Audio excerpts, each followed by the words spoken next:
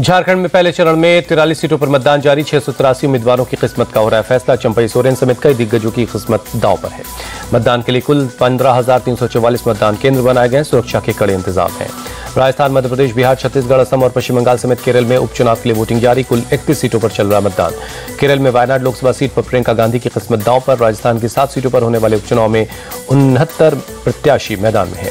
बिहार में उपचुनाव बना सेमीफाइनल। बिहार की 4 विधानसभा सीटों पर उपचुनाव के लिए चल रही वोटिंग।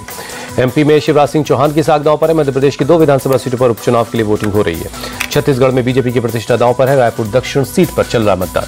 पश्चिम बंगाल की 6 विधानसभा सीटों पर उपचुनाव के लिए मतदान। सीताई, मदारीहाट, नईहाटी, हरोआ, मेदिनीपुर और तालडांगरा सीट पर बीजेपी और टीएमसी के बीच सीधा मुकाबला। असम की 5 विधानसभा सीटों पर उपचुनाव के लिए वोटिंग। बीजेपी और उसके सहयोगी दलों की साख दांव पर है। कर्नाटक की 3 विधानसभा सीटों पर चल रहा मतदान। शिग्गांव, संदूर और चन्नापटना सीट के लिए मतदान हो रहा है। लातूर में केंद्रीय मंत्री नितिन गडकरी के हेलीकॉप्टर की जांच हुई। इलेक्शन कमीशन ने पूरी जांच करवाई। उद्धव के हेलीकॉप्टर की जांच को लेकर एक तरफा कार्रवाई का आरोप लग रहा था। उद्धव ठाकरे के हेलीकॉप्टर की भी तलाशी हुई। उद्धव बोले, बार बार तलाशी लिया जाना गलत है। उद्धव ठाकरे का बैग चेक होने के मामले में बीजेपी नेता किरीट सोमैया बोले, वो क्या खुद को शहंशाह समझते हैं।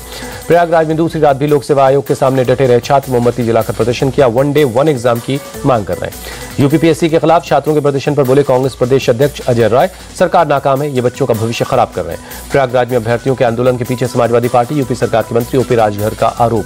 गृह मंत्रालय ने बीजेपी नेता शुभेंदु अधिकारी की सुरक्षा बढ़ाई। जेड कैटेगरी की सुरक्षा दी। अब देश के दूसरे राज्यों में भी सुरक्षा मिलेगी। अभिनेता और बीजेपी नेता मिथुन चक्रवर्ती की सुरक्षा बढ़ी। सोशल मीडिया पर धमकी मिलने के बाद सीआईएसएफ ने सुरक्षा बढ़ा दी है। दिल्ली में अंतर सरकारी आयोग का 25वां सत्र। विदेश मंत्री एस जयशंकर बोले, 2030 तक भारत रूस के बीच होगा $100 अरब का कारोबार। भारत के लिए कच्चे तेल, फर्टिलाइजर का मुख्य स्रोत बनकर उभरा है रूस। विदेश मंत्री एस जयशंकर का बयान।